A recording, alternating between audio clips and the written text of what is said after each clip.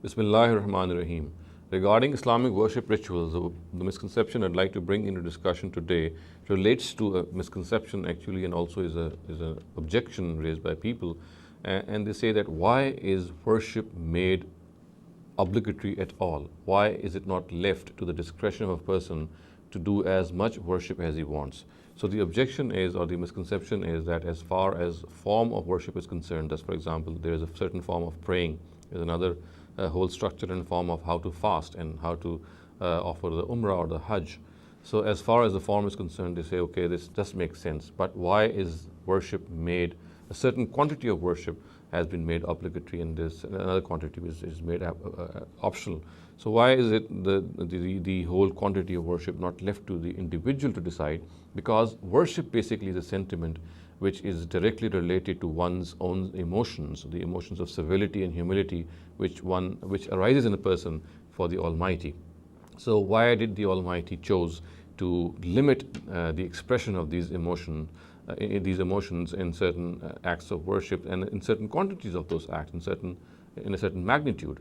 So the argument would go that, for example, if a person does want to worship the Almighty, then it should be his own discretion to ascertain the number of, for example, rakats he should pray, the number of fasts he should keep, or the amount of wealth that you should spend.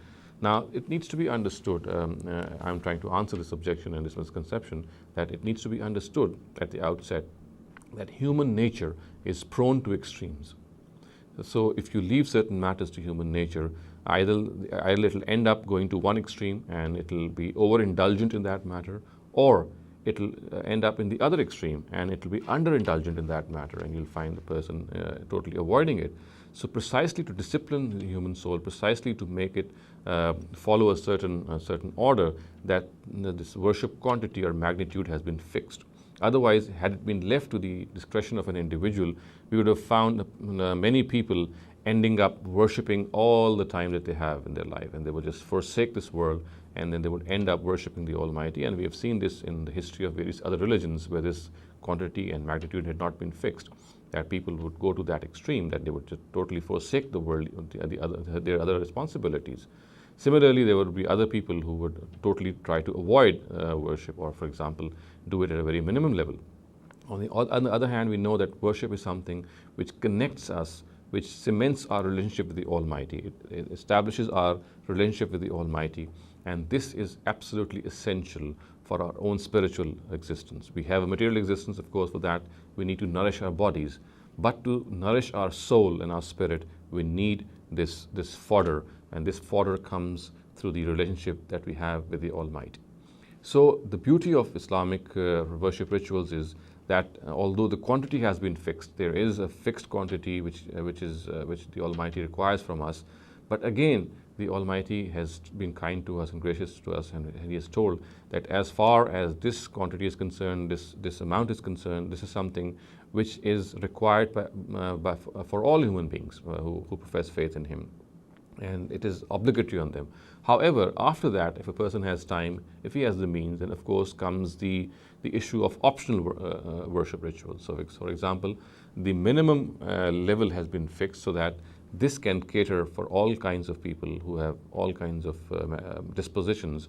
They are told that they must limit themselves to this necessary requirement of worship rituals, and if they have time and resources after that, then it is up to them. They can, of course, take out time and do more, but as far as the Almighty is concerned, He will not hold a person accountable if he does not, for example, do something which is over and above the obligatory. As far as the obligatory form of worship is concerned, as long as the person is doing that, the Almighty will not hold him responsible over and above that. Of course, over and above that is something which is the person's own discretion, his own choice. And if he chooses to worship more, then of course he can do so. But he has been told by the Almighty that there is a certain level that has been fixed, and that is obligatory.